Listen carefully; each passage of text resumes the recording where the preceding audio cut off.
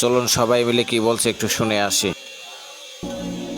সে ধনী হোক আর গরিব হোক, সবচেয়ে বেশি কষ্ট আমার এই জন্য লাগতেছে যে ও 2টা দিন আমার সাথে কথা বলার খুব চেষ্টা করছিল, আমার সাথে দেখা করার খুব চেষ্টা করছে, কিন্তু আমি ওর সাথে দেখাটা করতে পারিনি।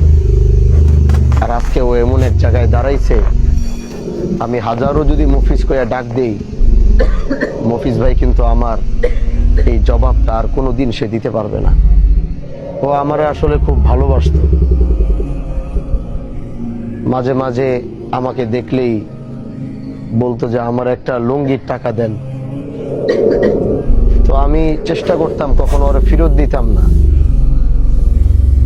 গত 2 দিন যাবত ও আমারে হানজালা হানজালা বইলা খুব খোঁজাখুঁজি করছে। এই খবর আমি পাইছি, কিন্তু ব্যস্ততার কারণে হয়তো ওর সাথে আমার দেখাটা হয়ে উঠে নাই। তো মৃত্যু আমাদেরকে সব সময় কাঁদায়। সবচেয়ে বেশি কষ্ট আমার এই জন্য লাগতেছে যে ও 2টা দিন আমার সাথে কথা বলার খুব চেষ্টা করছিল, আমার সাথে দেখা করার খুব চেষ্টা করছে, কিন্তু আমি ওর সাথে দেখাটা করতে পারিনি। আর বিশেষ করে ও বিভিন্ন জায়গায় ডাব পারতো, গাছ বাইতো, অনেকের সাথে একটু অন্য টাইপের আসলে কথা জোরে কইতো। কেউ হয়তো ওর কথায় কষ্ট পাইতো, কেউ হয়তো বুঝতো, যারা বুঝতো না তারা হয়তো কষ্ট পাইতো। এজন্য আমি মফিজের পক্ষ থেকে আমি সবার কাছে অনুরোধ করব, যদি ওর দ্বারা কেউ কষ্ট পায় থাকেন তাহলে ওরে আপনারা সবাই মাফ করে দিবেন।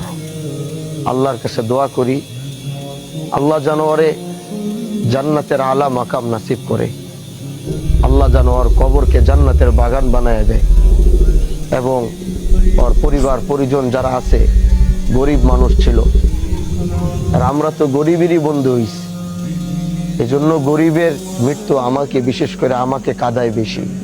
এরা আমার সহযোদ্ধা ছিল, রাস্তায় বের হইলে ওরাই সবার আগে দৌড়ায় আইসা মুসাফা করতো, ডানে চলতো বামে চলতো। এজন্য আর কিছু বলার নাই। ওরা 3টা ভাই, ওর মা এখনো বাইচা আছে। আল্লাহর কাছে দোয়া করি ওর মারে আল্লাহ ধৈর্য ধারণ করার তৌফিক দেখ, এবং 2 ভাই আছে, এই 2 ভাই এবং পরিবারকে আল্লাহ সবরে জামিল দান করুক।